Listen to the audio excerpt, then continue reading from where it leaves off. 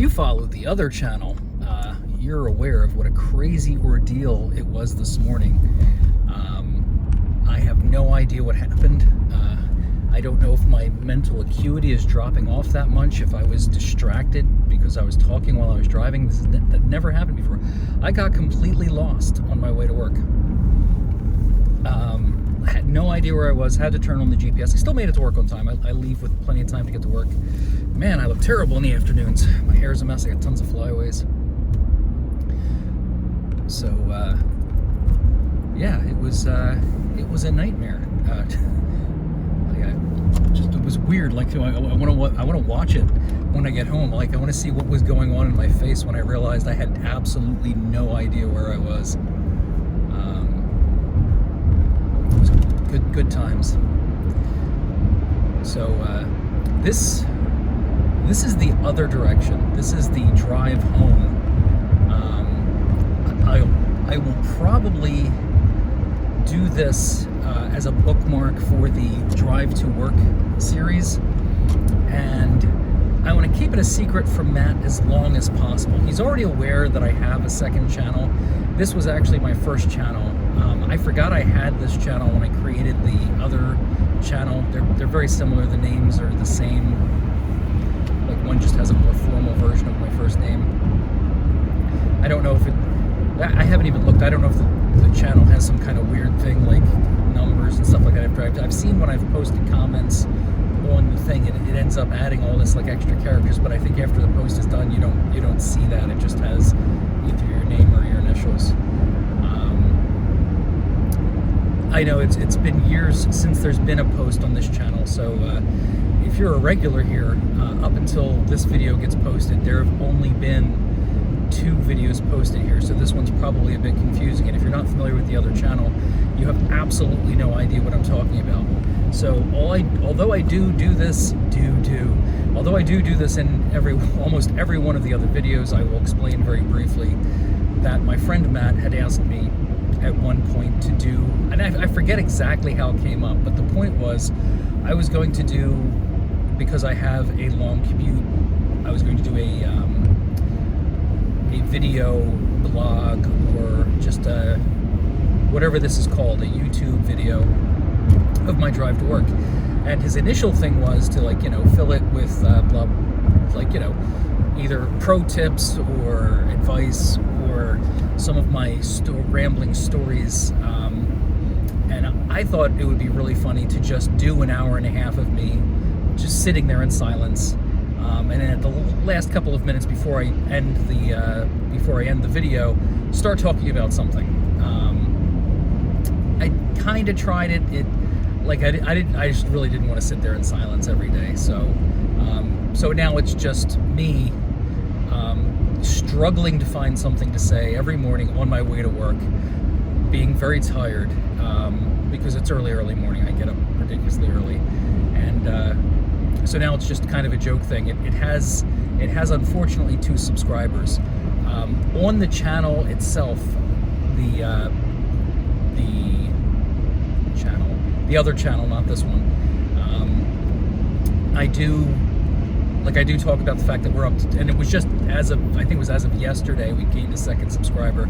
The 1 subscriber is the guy who told me to make the channel. So like I said, it's kind of a spite channel. I'm doing it just to bother him, because now he's got to look at it, and I know he just zips through it. He doesn't watch the whole thing, but I know who the 2nd subscriber is. It's a friend of my daughter's. She wandered into my office while I had the analytics up for the 2 pages, and she saw that I had a YouTube channel, and she subscribed. I was sworn to secrecy. I was told not to say anything, but I did. I'm telling you that I know it was my daughter's friend. And it's not a good idea. Just so I make this clear, subscribing and setting alerts for either one of these channels is not a good idea, because they're being filled with hour and a half long. It's never actually an hour and a half. It's anywhere between an hour and 15 minutes, something like that. Because I start the video after I start my commute, and I end it before I end my commute. So It's not. I keep saying an hour and a half, and I'll probably continue to say an hour and a half, but it's not that long.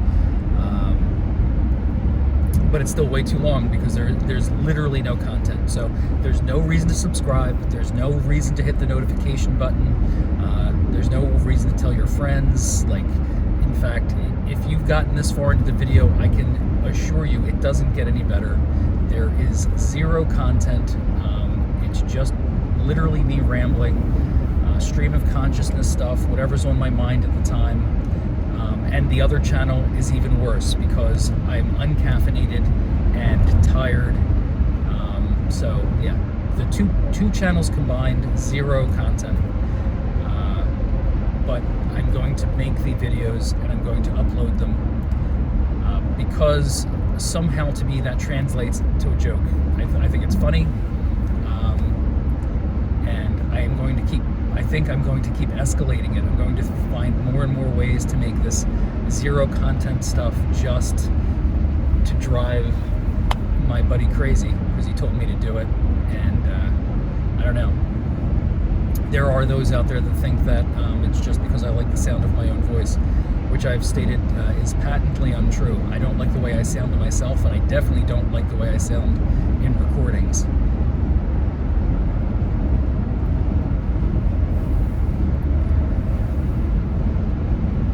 Like the other channel, there will be these long pauses of dead air while I either concentrate on driving or maybe I forget the camera's even on.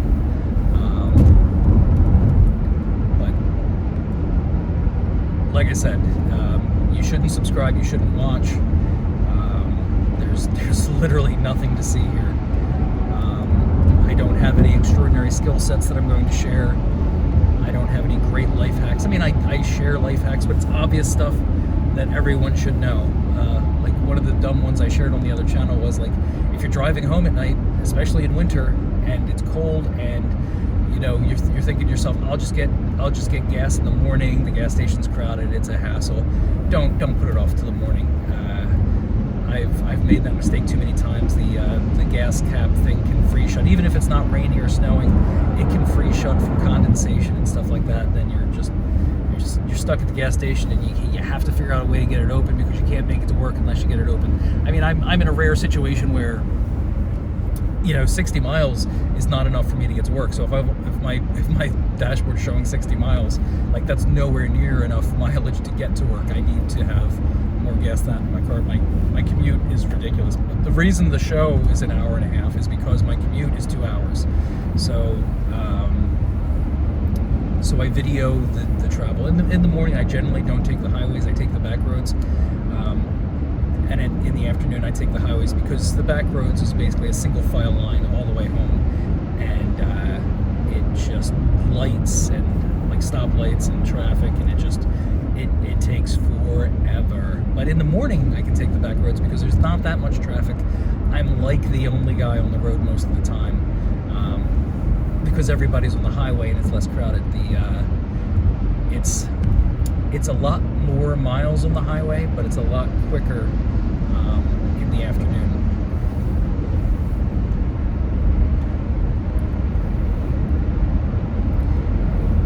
The date this is being recorded is January 12th, Thursday, January 12th, 2023.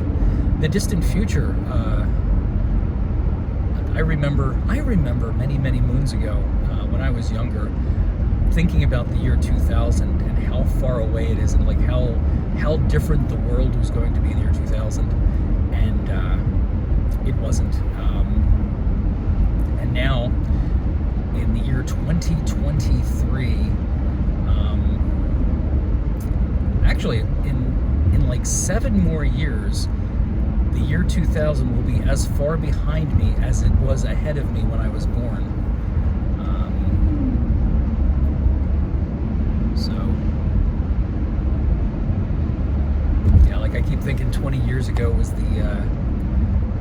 the 80s. 20 years ago was 2000.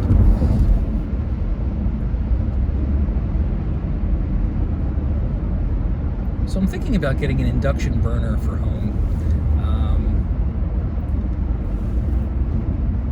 I have I've wanted gas.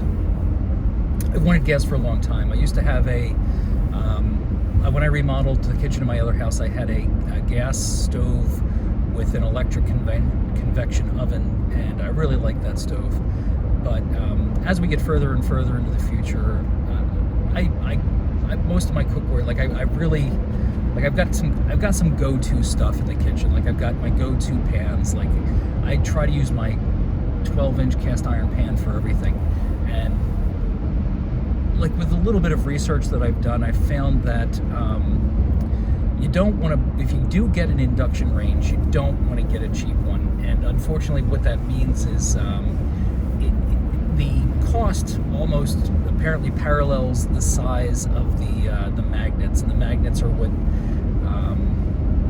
I think they're electromagnets, is what drives your pan. So if you get a cheap induction range, that means you're getting, like, I forget what it is, like 6-inch magnets or 9-inch magnets, or I think the 9-inch are the big ones.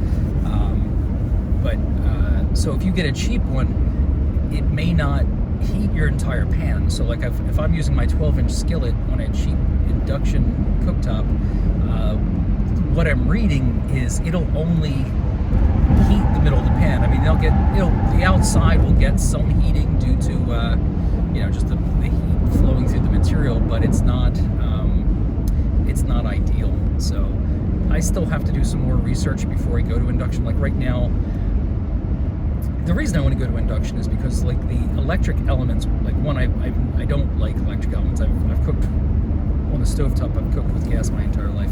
The elements are a completely different story. Like any cookware that I have that's slightly warped, even if it's not slightly warped, you still get these hot spots. I'm wondering if the same is true of induction. I've been hearing that it's a much better, like, because it's not really making contact with the thing. It's an electromagnet, vibrating the atoms and creating the heat. So I'll keep you updated on that. That's not going to happen for a while. That's going to happen when I remodel my kitchen. Like I said, my old house, I had remodeled the kitchen. I was really happy with it. We moved to the new house, and the kitchen's kind of dated, but there's other projects we have to tackle first. So it might be a while before I get the kitchen I really want back again.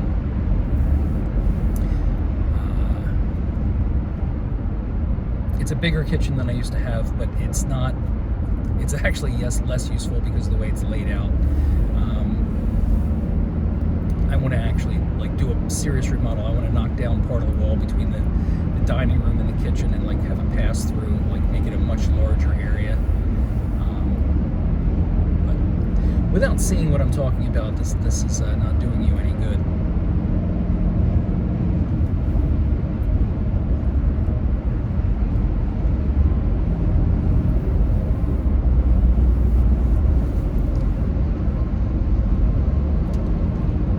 I'm on the Pennsylvania Turnpike right now.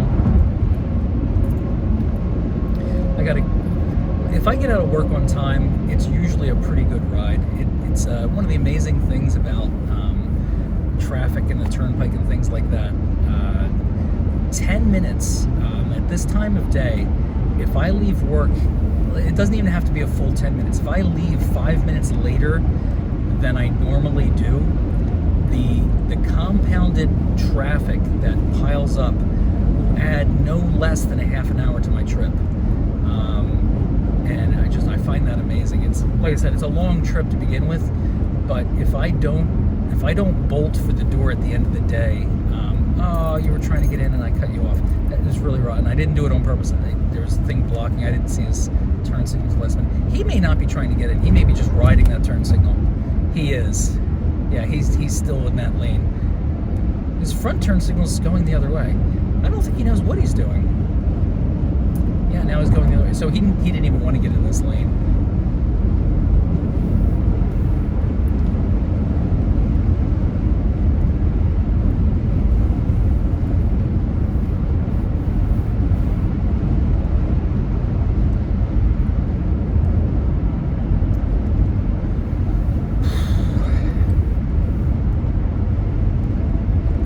It's the end of the day. drive home. I'm a different kind of tired, not the same tired I have when I'm driving in.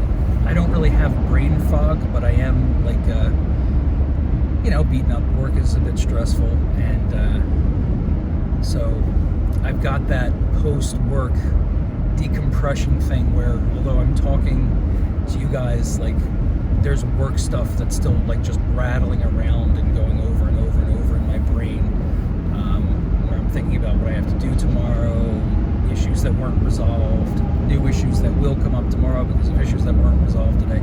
Like that kind of stuff's just like bouncing around in my head, trying to find little holes to lock itself into.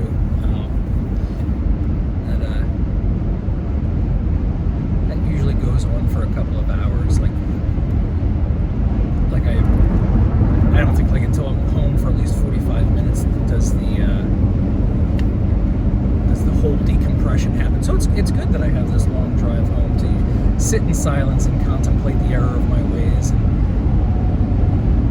wonder about all the decisions that led to this point in my life.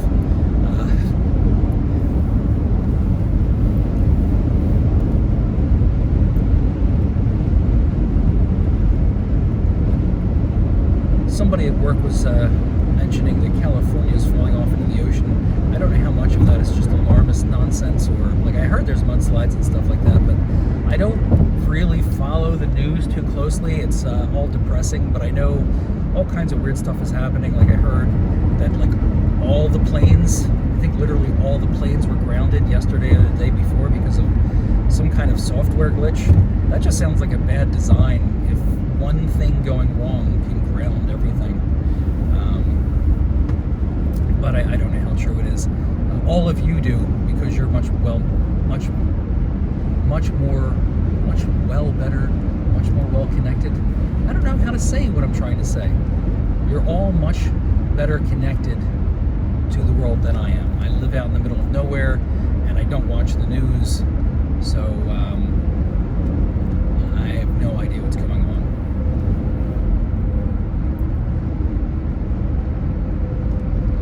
I want to say something crazy like much more better connected. I'm like throwing way too many words into what I'm trying to say there.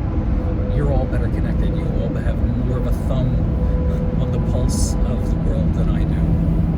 It all sounds awkward. I think I'm going through some kind of cognitive decline.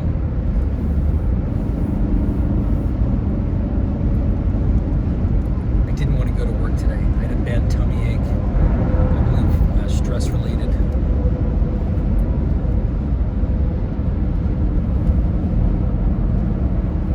This morning.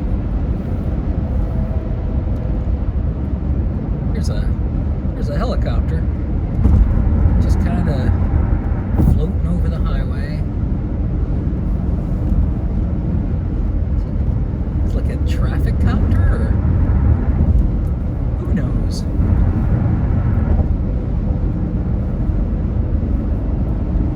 What kind of time am I making? Service Plaza. Actually, I'm making really good time today. I don't know if it has something to do with Thursday. I don't know if you guys remember, but during the height of the pandemic, there was like no traffic out here.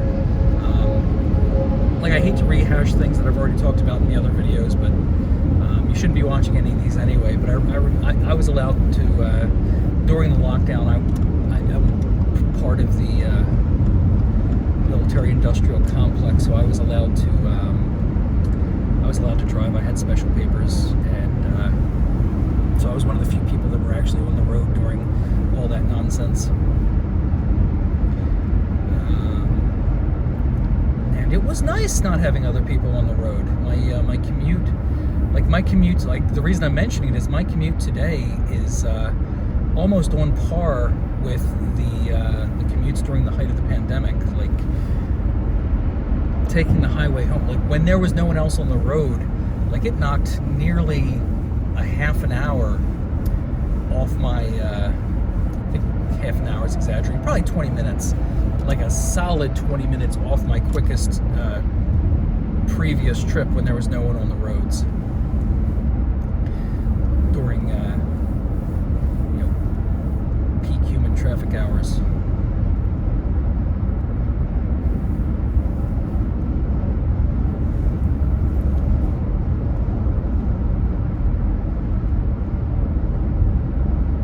besides not having content, it's also important that I try not to put any content. Like I try not to do personal stuff. Anybody who watches this, I mean, like if you want to know who I am, like it's the name of the channel. So, like if you're really bored, you could look that stuff up. But I prefer that you did. I'm a very private person, and like I said, these channels are more of a joke than anything else. I think I just turned on my honey beams.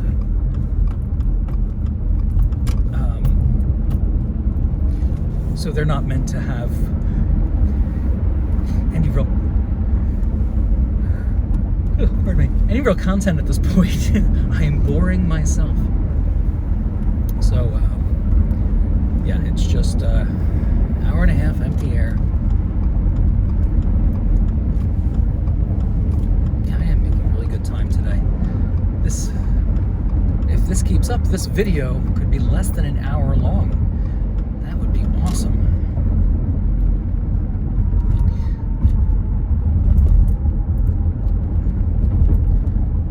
So, could probably make some kind of weird contest. If you can figure out who the original viewer to the other channel was and post it in the comments to this video, you win.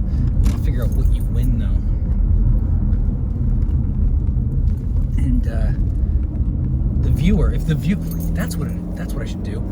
If you can figure out what the other channel is and find out who my viewer is and post an @ in the comments to one of these videos to that viewer before that subscriber, before that subscriber finds these videos on this channel, that's how you win. And if my subscriber finds this channel and tells me that he found it before someone @ him on the comments on one of these channels, that he wins. So it's you. It's the entire world versus my subscriber on my other channel. Can you win? Can an entire planet defeat my subscriber? Can you find out who he is and call him out on my channel before he discovers that these videos are on this channel?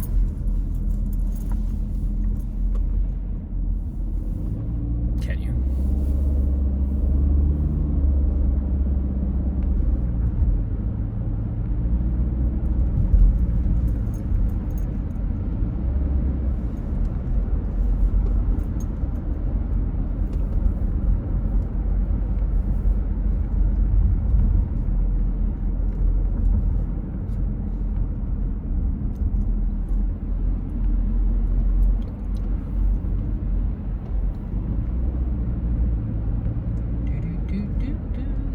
It doesn't look bad either. It looks like 422 is moving along well too. I could have gone the other way. What I'm doing right now is a shortcut. I'm using shortcut in the same way that a lot of people use shortcut. It's not shorter, it's just different.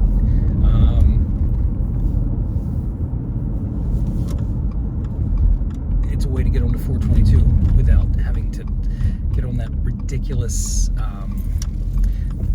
on the, like right at Valley Forge, when you get onto 422 from the turnpike, there's just this mess. You go through the toll booth, then you go up, you take 422 towards Pottstown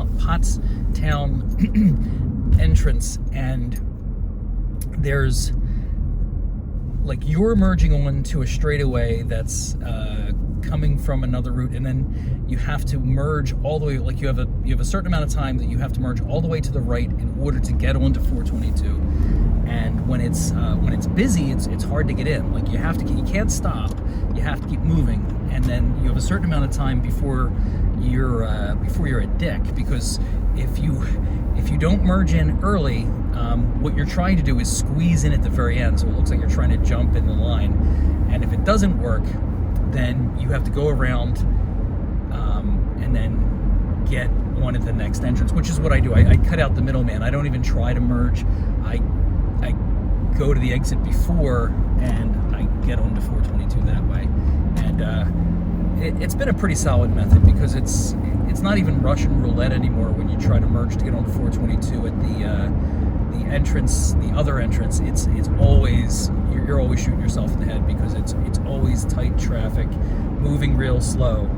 Even if 422 is moving well, it just seems like that is just such a bottleneck there, and it takes forever to merge in, get somebody to let you in, and then get on to 420. Much better to just get off early, take that little zip around, and then go to the next exit and get on to 422. And it's a lot less stressful. It's just worth it.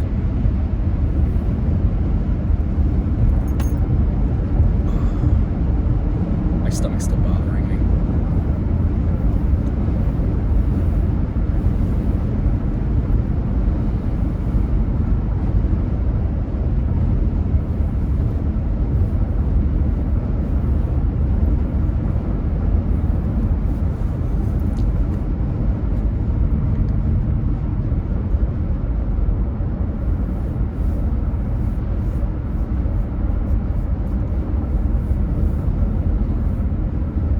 So as I said earlier, on my way to work this morning, my trip in is recorded on the other channel.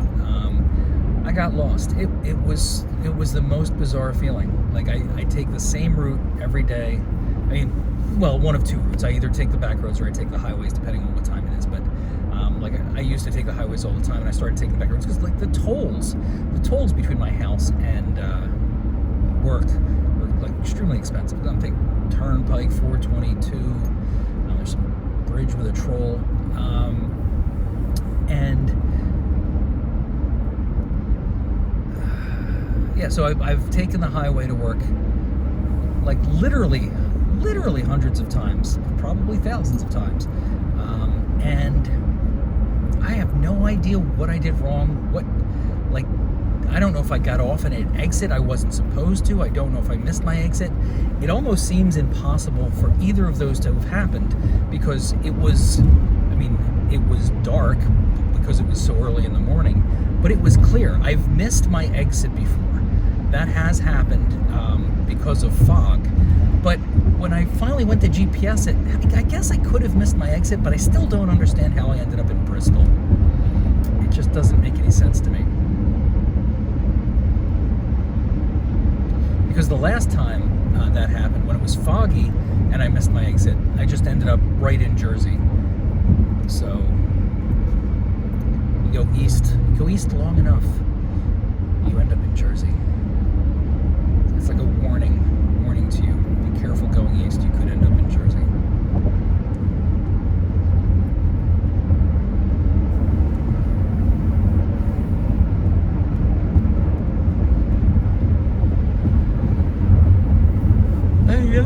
I'm sorry. Pardon me. I don't know what the tolls are. I know it's like I'm pretty sure it's over $10 each way in tolls that I pay to get to and from work. I gotta figure that out. I'll probably look into that tonight.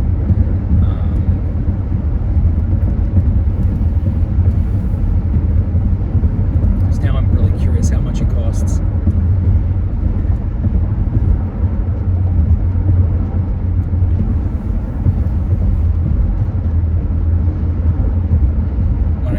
Expenses, it might be cheaper not to go to work. Who knows?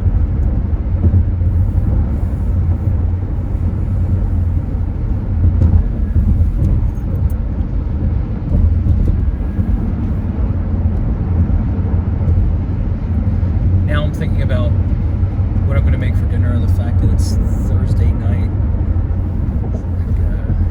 It's also trash day, so we've got to gather the trash and recycling. Stuff out to the curb. And now that I'm thinking about that, I've lost my appetite.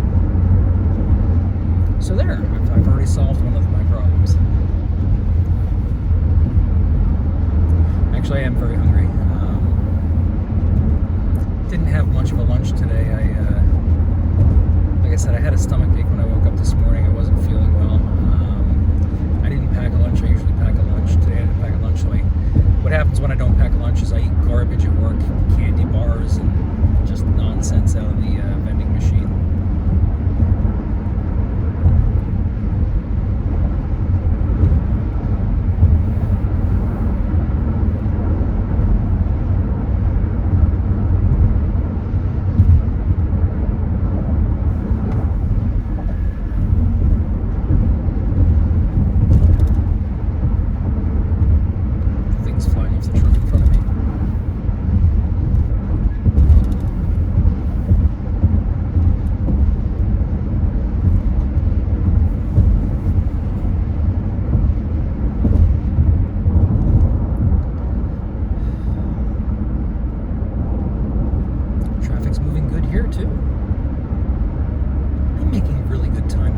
watching that. This is fantastic.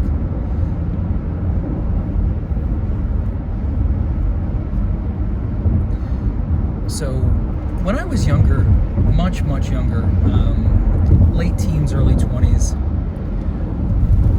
I lived with my parents, pardon me, in Philly, and I had a friend. We had this game we used to play called Murder in the Dark. I think there is a game called Murder in the Dark, but we called our game Murder in the Dark, and I don't think it's the same set of rules. It was a bastardized version of hide and seek. What we would do is we would take turns. Someone would go downstairs, watch TV for a half an hour, while the other person would go upstairs to the middle bedroom and set up a series of dangerous traps and hide in the room.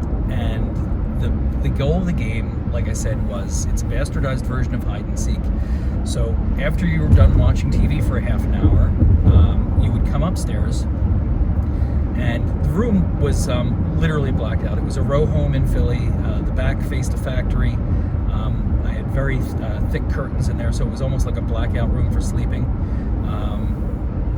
So what you would do is you would set up this series of traps, and then you would find a place to hide in the room. And it was a relatively small room, but you know, like we had set it up for this game, so there was like all kinds of furniture to stack on things. There's wires, trip cables, like all kinds of dangerous stuff. And so the person, after watching, you would set up all these traps, intending for them to fall for them and like get killed. Like it was just very dangerous. Like we were dumb, and yes, severe bodily injury could occur if you weren't careful. So the person downstairs would come up, close their eyes, walk into the room backwards, turn off the hallway light, close the door, and then they had, I forget what the time span, I can't remember if I don't think we timed it. Basically, the goal was to either find the person or give up.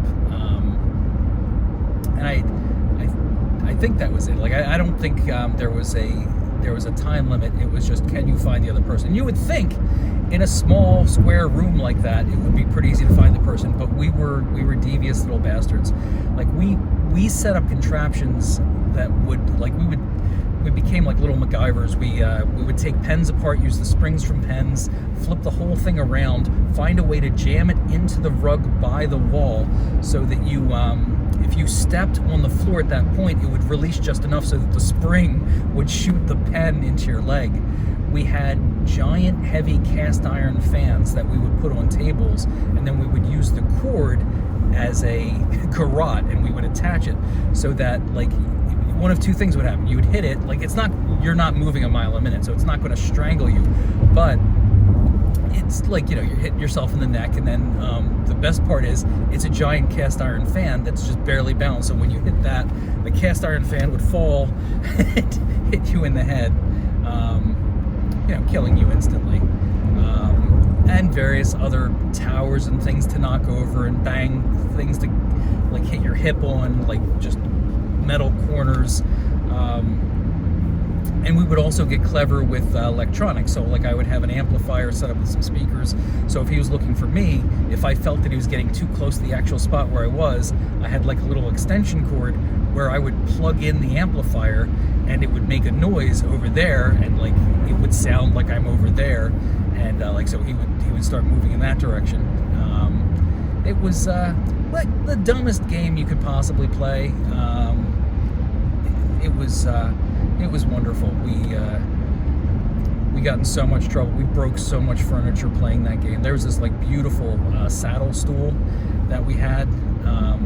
It was a saddle stool is just like a regular stool, but it's like got a saddle shape at the top. It's like nice. We broke that in half at one point with one of the traps we'd set up. But yeah, we were dumb kids. Jesus. I got better. Like I don't do that much anymore.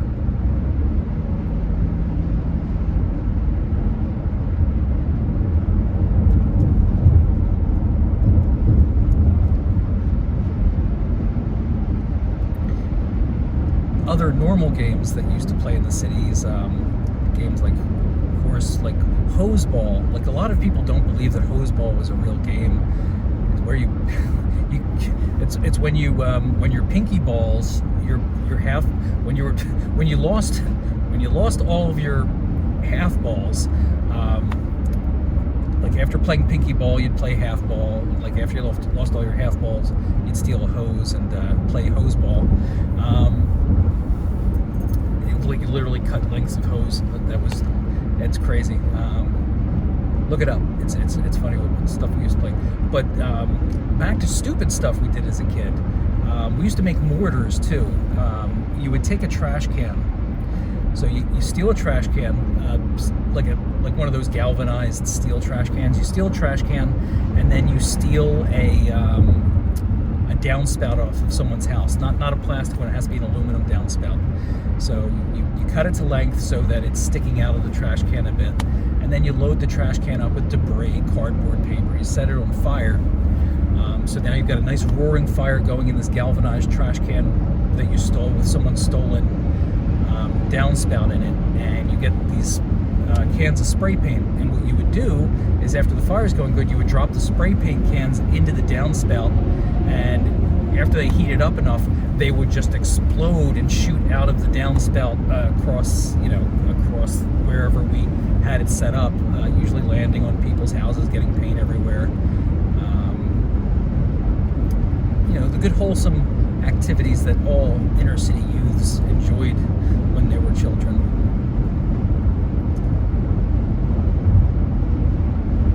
I'm not saying I did any of this stuff. I played Murder in the Dark.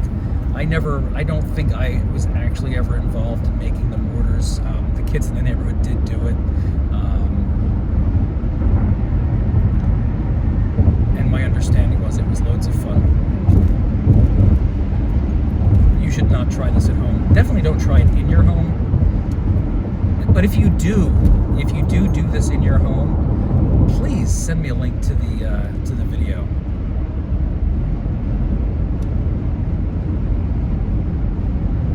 There's some other dumb stuff we did as kids. We used to drive our bikes into oil refineries that were owned by other countries, get chased by guards. At the end of Fishtown, right by the river, years ago, there was I don't know, I want to say, what the hell, man? Texaco, Exxon, some company. I don't remember the name of the company, but it was a refinery, I think. I think it was some kind of refinery, and we would go back there. It was, we knew we weren't supposed to go. Well posted. And actually, I remember, we were really concerned because there was an outlet at one point, and it looked like pure antifreeze was just being dumped into the Delaware River. I mean, it was like neon green, cartoonish green sludge, just coming out of this outlet, just right into the river. But anyway, we used to drive back there because you're not supposed to. And then one day we got chased by the guards, and we made it off the property, but we did not elude the guard. And they didn't arrest us, but they read us the riot act. They explained that this is foreign soil, you can't be here. And I had no idea that it was foreign soil. Maybe I did. Maybe I read it, and there was just pages of warnings. Who has time to read that when you're just trying to break the law? So yeah, we liked exploring on our bikes when we were younger, and we went to a lot of places you weren't supposed to go. Dumb things. I'm saying dumb things out loud because I'm trying to think of other dumb things. I've got at least another 10 minutes to fill here, and I don't want to sit here in silence, because if I do, it'll probably show up, and then the guy from the other channel, that when he finds it, he won't be able to just skip ahead. He has to keep, he's going to be curious as to what I'm talking about, I would think. Maybe it won't be. This is one of those reverse double psychology things where he's forcing me to do this, and he could give a crap less. Like, you're just telling his kids, like, hey, just do me a favor, go to that video, just scroll it, just keep scrolling through it so it looks like I'm scrolling through it, but yeah, just keep hitting the button and then just close it.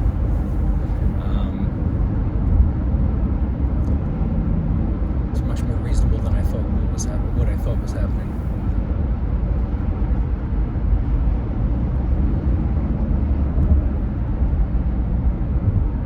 The river. When I was really young, we used to explore abandoned houses, like not just abandoned houses, but dilapidated, condemned houses. That was lots of fun. I talked about one of them in a video on the other channel that was at the end of my street when I was a little kid. I had a crippling fear of heights. I ended up going up on the roof by myself, like paralyzed, fell to the ground. I finally worked up the courage to climb back down into the building. And then as I'm running to get out of the building because I'm scared, and it's dark inside. I'm a kid, so it's dark. I've already got my heart in my throat because I was up on the roof and looked over the edge, and that was panicky. Like, I'm running to get out of the building, and I fall part way through the floor, which again, hilarious.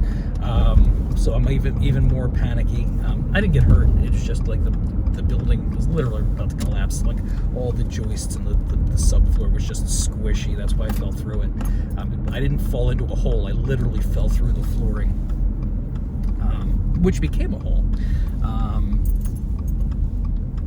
But in other places, near a playground called Tip Top in Fishtown, there's some abandoned houses. We used to go in. Well, we didn't used to a lot, but I went in one time. So again, I'm inside. This is during the day, so it was well lit. I didn't go up on the roof or anything like that, but I'm exploring the second floor. These places are just terrible. Like, it's a shame. Like, the properties themselves are worth a fortune now. They were trash back then. Like, if someone had scooped them up and just held on to them, they would make a couple of $100,000. Because back then you could have scooped these properties up for, like, tens of thousands of dollars. They were just dilapidated pieces of crap. But the land itself is worth a fortune in Fishtown now. But so one time I'm going through, just wandering through these abandoned houses, just exploring, bored, exploring abandoned houses, and something happens to spook me. I guess it sounded like someone was in there. So that's the big fear when you're going into an abandoned house, is you're going to run into a crazy squatter. So I panic. Like, I go to run to get out of the house, and I don't go the same way that I came up. I go around and I go to walk, run. Like, I go running around the corner to go down the steps, where I assume there's going to be steps. It's either going to be steps or a closet. But it turns out that's where the stairwell was. Well, there's no stairwell. Like, I'm on the second floor. There's no stairwell there. There's no stairwell on the first floor. It literally a hole down to the basement, just a straight hole. And fortunately, there was the sides, like it could have been a closet. So I go and I step and I put my arms out and I catch myself on the walls, so I don't go falling down. But yeah, I'm already panicking because I think there's someone in the house. I go turn the corner, I look down, like, I'm young, so I still have amazing reflexes. My arms go out and stop me from falling down this hole. Then I go around to the real steps and get out of the house. There was no one. There was no one that came after me or anything like that. I just heard a noise and it freaked me out, so I just wanted to get out quickly. But I nearly died. They wouldn't have found me for weeks until I started stinking, because it's an abandoned house. And it's it was a 3-story drop to a dark basement. That would have been unpleasant.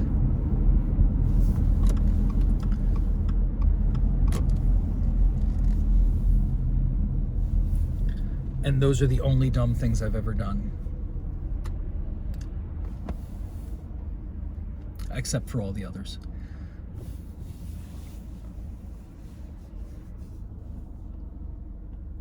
So it's safe to say it here, because by the time I get home, I'll have already done it. But there is something I absolutely need to edit out of the video that I posted this morning, shortly after I got lost and I turned on the GPS. Like, as soon as it happened, I was like, oh, I gotta go into YouTube Studio and fix that. I haven't edited, I did some post-processing before I've uploaded any videos, but I have not altered any of the videos. The first videos that I posted, the post-processing was basically to degrade them. What I didn't realize is it made it very difficult to process it. It took forever to upload them to YouTube, because even though they're darker, grainy, and hard to see, apparently that added tons of size or some complexity to the file, which made it take forever to upload. These unprocessed videos that I'm uploading now upload much faster than the original videos from the other channel when I started doing this long form drive to work thing. So this will be the first time, like I'll be editing today's video, not this video, but the video on the other channel. I just got to cut out 1 second of audio because of something that happened after I initially realized I was lost and I had to turn on the GPS. But it's safe to say that because by the time you see this video, I'll have already made that edit. And you'll be wondering, what was it? What was it that he edited out? You'll know what it is when you watch the video. Please don't watch the video. It's even more boring than this one. Like, I was yawning during this one. I yawn a lot in the morning videos. They are just a train wreck. Like they are unwatchable, thoroughly unwatchable. Like, if you think this is unwatchable, if you've lasted the 47 minutes it took you to get to here, like I applaud you. I would seek medical advice. I would talk to a mental care consultant or physician or something like that, because you've been warned. Like, you've been warned many times not to watch, not to view these, not to subscribe. Definitely don't get notifications because there's no content. I just want to make that clear because there's going to be a lot more of these videos, and if you're lucky to catch this first one, you've gotten fair warning that they're literally nothing. It's a barren wasteland of just some old guy rambling to himself, depending on which channel you're on. If you're on this channel, obviously, on his way home from work, and if you're on the other channel, on his way to work.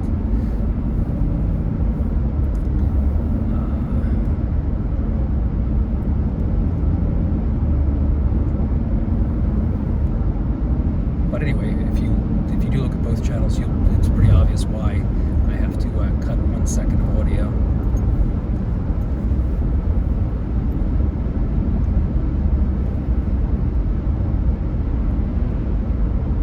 Right in the damn middle too, so it's going to be a pain in the neck to find it.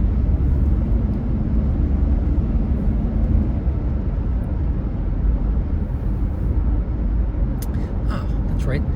I meant to stop at a store. I wanted to buy a lottery ticket. The Mega Millions lottery is up to, I believe it's over $1.3 billion now. Cash value is like $700 million. After taxes, you'll probably get like $400 million. That's not even worth playing. But I play the lottery when the numbers get ridiculous, when the bang for your buck, assuming you're the only person that wins, is over the odds of winning. So, like, you know, it's no longer in the house's favor on a long enough timeline. So by that logic, if I live forever and I continue to use this method to play the lottery, I will win more money than I spend on lottery tickets. Mind you, I would literally have to live probably millions and millions of years before I actually hit the lottery once, because I'm only playing it when the jackpot gets above the odds of winning. That only happens every so often. So, but it's a rationale. It's a gambling rationale. It has to do with like different gambling games. Like you can't win at most casino games. Like when I say you can't win, it goes back and forth to give you that illusion, that gives you that adrenaline rush. Like, slot machines are not set to lose money. Like, one person will win. But if you consistently play slot machines, and I forget what they're set to. I want to say, I'm just going to throw a number out there that's incorrect. I believe it's 3%. So it's 3% in the house's favor. So for every dollar you play, you get 97 cents back. So it's like it's in their favor. Most games are, like, if you do the mathematics on craps and things like that, obviously for a casino to make money, the odds are always going to be in the house's favor. you're going to win money in the short term if you're lucky, and people will only pay attention to their wins, and they'll come up with different strategies. There's really no way to win. There's I think there's only 2 games, and it's only under certain circumstances where you can actually put the odds in your favor. I think it's poker and blackjack. Blackjack only works if it's a deep enough shoe, and you count cards. You have to count cards, know when the pot is rich and high cards, know how to bet against that. Just knowing the regular rules of blackjack, it's not in your favor. It's in the house's favor. If you do the counting cards and you know when to start betting big, you can swing the odds almost a full percent in your favor. But you have to play a long time with a lot of money to make a profit. And on top of that, if you start winning, and it's very easy to spot people that are using that method. And I'm sure as technology has gone along, it's probably really easy because they're probably got some kind of automated thing counting the cards too, knowing when the pot's rich, and knowing when the shoe is full of high cards, and they can just watch how people bet. And if it's linked to how hot the deck is, they'll kick you out. It's not a bad thing, but you'll not be allowed in the casino anymore, so don't do that. Poker is different. That's skill. That's just basically being able to read people. It's if you're at one of those community pool poker tables. My favorite is actually Texas Hold'em. I like Texas Hold'em as opposed to straight poker. I don't know. I feel like it's more fun. There's not much of a difference. I mean, you're still dealing with 5 cards, but I think it's more fun. The terminology that goes with it and stuff like that. You've got the flop, the turn, the river, all the burning of cards, things like that. And everybody's got community cards. So you already know 3 of the cards the other people have. I don't know. So I prefer Texas Hold'em to regular poker. Why were we talking about? Oh, because we were talking about the lottery. I haven't bought a ticket.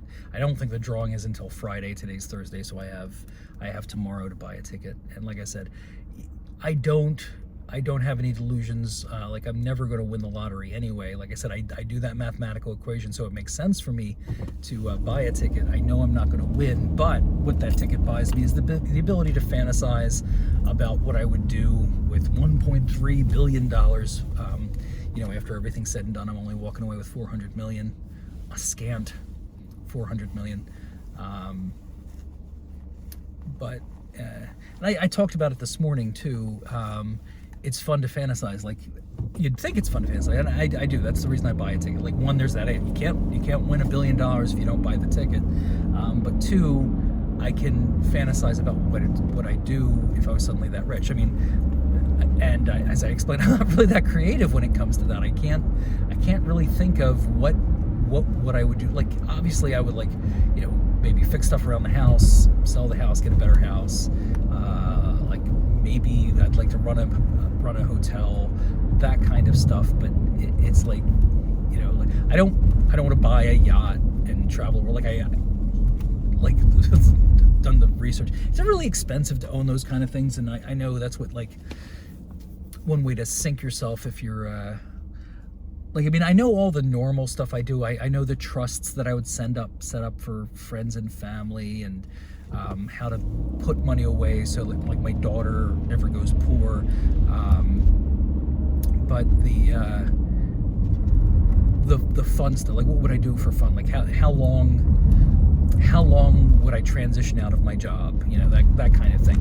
Just I wouldn't leave. I believe I serve a relatively crucial role at work. I would want to at least train someone on the regular functions I do. I wouldn't be able to replace the knowledge base I have about the products, but I would probably make myself available as a consultant, just to help out, because I like the people. I've been dealing with the same kind of product for most of my life. I started doing the kind of thing that I do now when I was like 17, and now I'm in my 50s, and I'm still in the same line of business dealing with the same products.